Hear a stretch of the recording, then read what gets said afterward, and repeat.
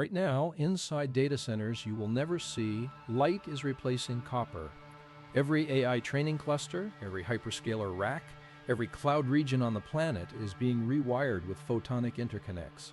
800 gigabit transceivers are shipping today, 1.6 terabit is next, and 2 companies collect a toll on every single one of them without needing to pick a winner.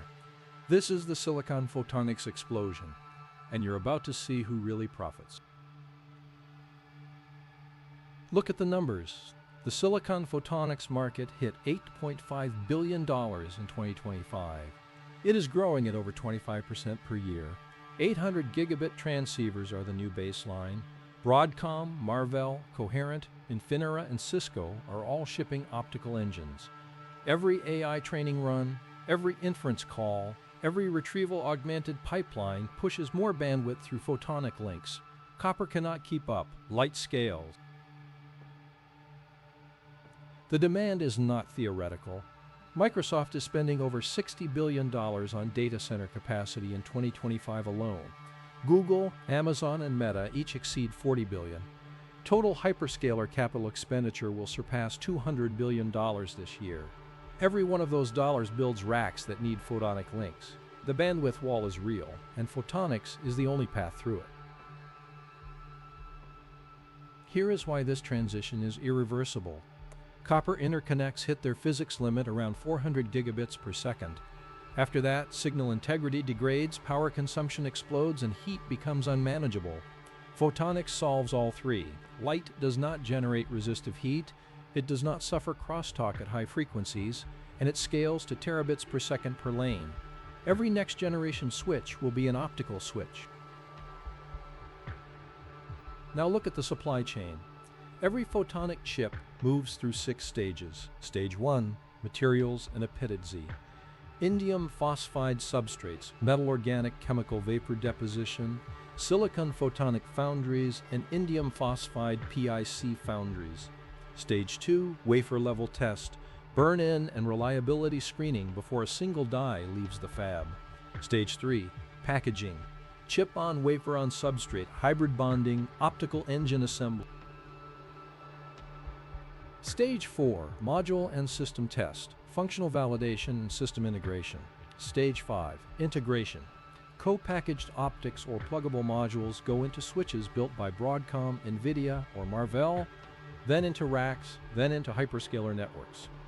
Stage 6, network test, OTDR fiber certification, lab and production network validation, and live monitoring once traffic flows. 6 stages, dozens of companies. And the question every investor faces, who do you bet on? The winner-picking problem is brutal. Do you bet on Broadcom, who dominates custom ASICs? Marvell, who has the most advanced optical DSP? Cisco, who just acquired Silicon One? Coherent, whose indium phosphide lasers power half the market? Or Infinera, who went all in on vertical integration? Each company could win, each could lose share. Design cycles are 18 months. A single socket loss can crater a stock. Picking the right transceiver vendor is a coin flip dressed up as analysis. Compare it yourself. Broadcom controls the network ASIC market but faces custom silicon from every hyperscaler. Marvell has the best optical DSP but depends on a handful of customers. Coherent makes the lasers everyone needs but trades at a premium with thin margins. None of these are bad companies, but every one of them requires you to predict which design wins the next socket. There is a better way to play this. Here is what most people miss. 2 companies sit at mandatory choke points in this supply chain. AEHR Test Systems at Stage 2, VIAVI Solutions at Stage 6.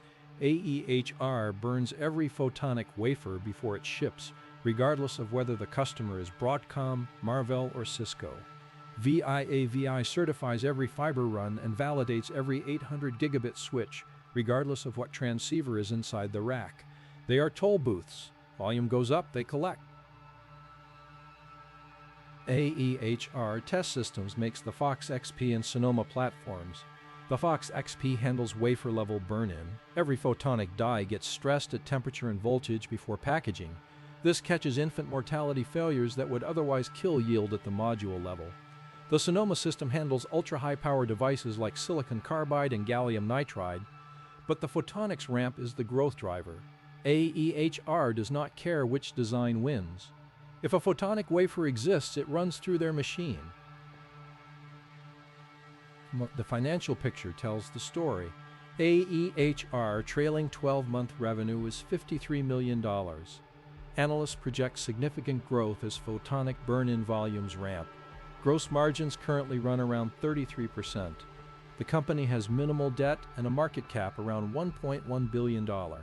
This is not a speculative microcap, it is a niche monopoly scaling into the fastest-growing semiconductor segment on Earth.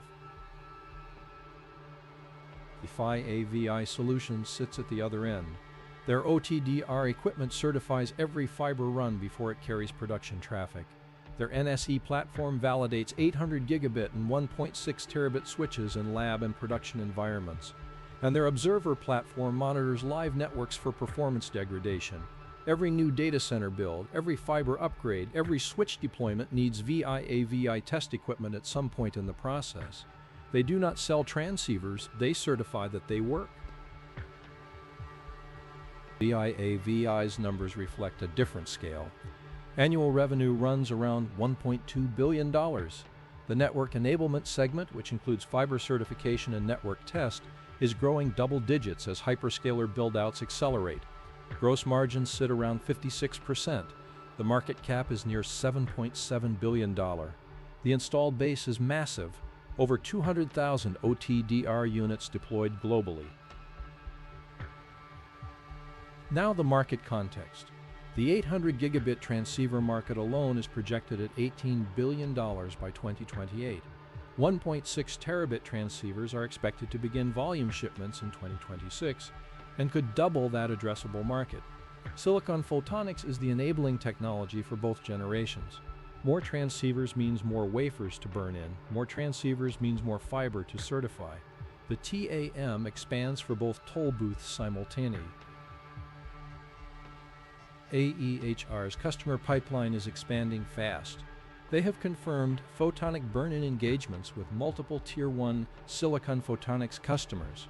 The company does not name them publicly, but the short list of companies making photonic wafers at scale is Broadcom, Marvell, Cisco, Intel, and Coherent. AEHR's backlog grew over 40% year over year. And the recurring consumable revenue, the contactors that wear out with each burn-in cycle, creates a razor and blade model. Sell the system once, sell consumables forever.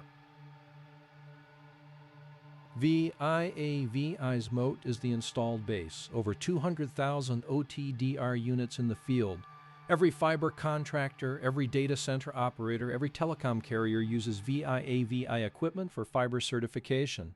The 800 gigabit upgrade cycle requires recertification of existing fiber because higher data rates demand lower loss budgets. That means even existing deployments generate new test revenue. VIAVI does not need new customers, they need existing customers to upgrade, and every customer is upgrading. Put them side by side. AEHR is the smaller pure play. $1.1 billion market cap, higher growth rate, higher risk, higher reward. VIAVI is the larger diversified play. $7.7 billion market cap. Steadier revenue, higher margins, larger moat. Both benefit from the same macro trend. Both collect regardless of who wins the transceiver wars. The only difference is your risk appetite. The next wave makes the thesis even stronger. 1.6 terabit transceivers require even more stringent wafer-level burn-in because the photonic circuits are denser and the failure modes are more complex. Co-packaged optics, where the transceiver is integrated directly onto the switch ASIC, means higher volume and higher test requirements. And every hyperscaler is pushing towards CPO because it cuts power consumption by 30%. More advanced chips, more burn-in, more test, AEHR, and VIAVI benefit from complexity. The spending is not slowing down. Hyperscaler capital expenditure will exceed $200 billion in 2025. The majority goes to AI infrastructure. Every new GPU cluster needs optical interconnects. Every optical interconnect needs photonic chips that pass burn-in. Every fiber run needs certification. Microsoft alone plans to build the equivalent of one new data center every 3 days. That is not a forecast, that is a construction schedule, and both toll booths sit directly in the path. The silicon photonics supply chain has 6 stages and dozens of companies fighting for share. Most investors try to pick the winner at stage 5. The smart money looks at stage 2 and stage 6. AEHR burns every photonic wafer before it ships. VIAVI certifies every fiber run and validates every switch on the other end. They do not need Broadcom to beat Marvell. They do not need Cisco to beat Coherent. They need volume. And volume is the one thing every analyst, every hyperscaler, and every capital expenditure forecast agrees on. Volume is coming. If you found this valuable, subscribe. Next episode, the silicon carbide toll booth and why the EV supply chain has the same structure.